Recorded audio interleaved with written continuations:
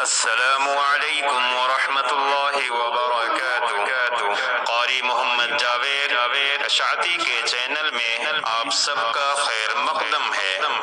आपसे गुजारिश है कि वीडियो को पूरा देखें और लाइक करें और चैनल को अस्सलामु अलैकुम वरहमतुल्लाहि वबरकातुहू।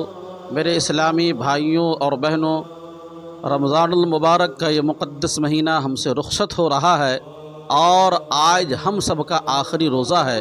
कल ईद उल फितर है।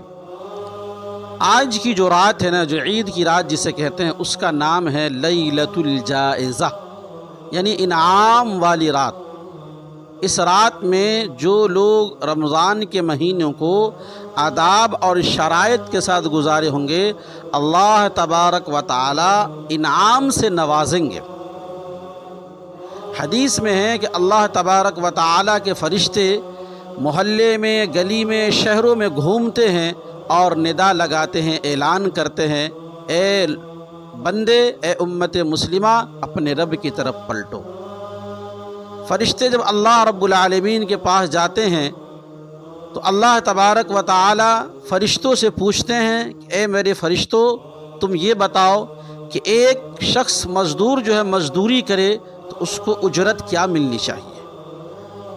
फ़रिश्ते कहते हैं, या रब्बुल आलमीन, उस मज़दूर को उसकी मज़दूरी पूरी अता कर देनी चाहिए।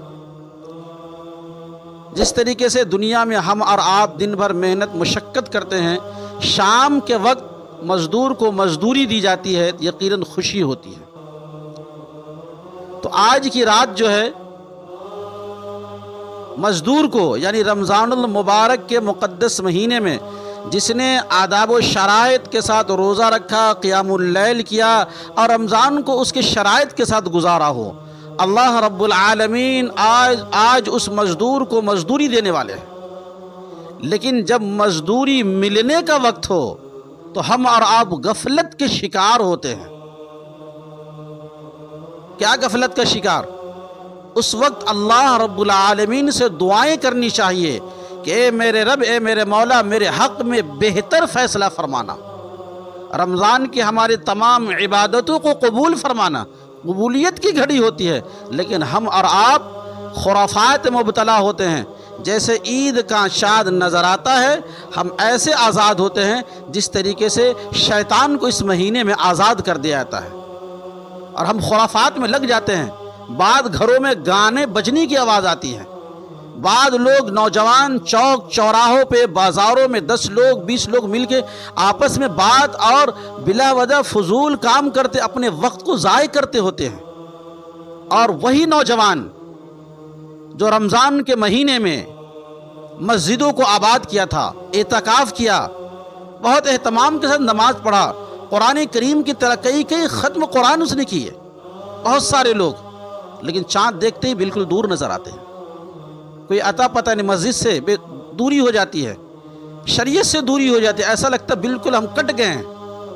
मेरे दोस्तों, उसकी मिसाल ऐसे आप यूँ समझिए कि एक इंसान पूरी ज़िंदगी मेहनत और मुशक्क़त करके अपने खून और पसीने की कमाई से शानदार महल और मकान बनाया हो, बहुत मेहनत मुशक्क़त करके। जब वो महल, आलीशान महल तैयार हो गया हो, रहने का जब वक्त आ गया हो, तो अब वो बंदा यकायक अचानक उस मकान को गिरा दे, गिराने की फ़िक्र में हो, तो आप उस इंसान को अक्लमंद कहेंगे, होशियार कहेंगे? अब यकीनन बेवकूफ़ कहेंगे कि जब मकान को गिराना था तो इतना पैसा, इतनी पूंजी लगाने की क्या ज़रूरत थी, क्यों मेहनत मुशक्क़त की है।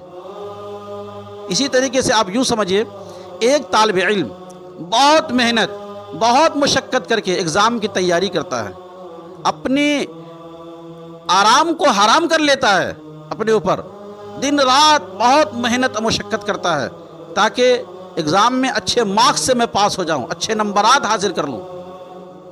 पूरी तैयारी भी कर लेता है, एग्ज़ाम हाल में जाता भी है, एग्ज़ाम भी देता है, पेपर लिखने के बाद पेपर को यूँ फाड़ देता है, तैयारी की पूरी कम्मल, ये पेपर को लिखने के बाद पेपर को फाड़ देता है। तो आप उस इंसान को क्या कहेंगे?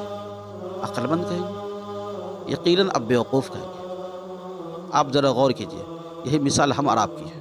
पूरे माह में मेहनत की है, मुशक्क़त की है, रोज़ा रखें, एतकाफ़ में बैठें, कुरान करीम की तिलावत की, ज़िक्र व अज़कार किए, सदका खैरात किए, दुआएं की, लेकिन जब कबूलियत का वक्त होता है तो हम राह फ़िरार इख्तियार कर लेते हैं। मेरे दोस्तों, लैलतुल जायज़ा आज की रात जो है बड़ी अहमियत की हामिल है, इस बुनियाद पे कि आप मस्जिदों से दूर ना हो, शरीयत से अलग ना हो। जिस तरीके से रमज़ान के महीने में आप जो है मस्जिद से जुड़े हुए थे, इस तरह जुड़े रहिए। इसीलिए हज़रत उमर रज़ियल्लाहु ताला अन्हु के बारे में आता है कि हज़रत उमर रज़ियल्लाहु ताला अन्हु ईद के दिन बहुत रोया करते थे। लोग पूछते हैं कि अमीरुल मोमिनीन, आप ईद के दिन, खुशी का दिन है, आप क्यों रोते हैं? हज़रत उमर रज़ियल्लाहु ताला अन्हु जवाब देते हैं कि ए लोगों, ईद आज के दिन बहुत सारे लोगों की ईद है और बहुत सारे लोगों के लिए वईद है।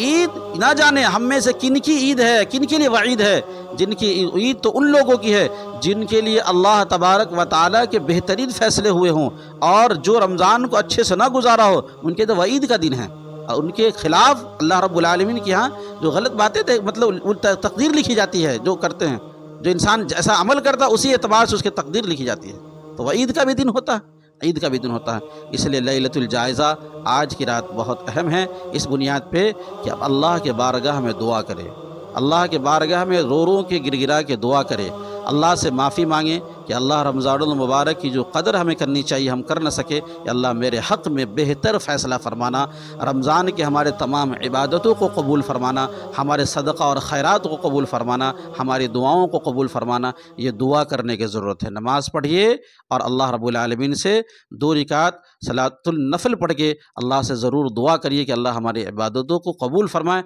हम गाफिल ना हों। बात समझ में आ गई होगी इंशाअल्लाह। इसलिए आज की रात यही है कि आप दुआओं का एहतमाम करें अल्लाह के बारगाह में कबूलियत के लिए कि अल्लाह हमारे आमाल को कबूल फ़रमाए। अस्सलामु अलैकुम व रहमतुल्लाह।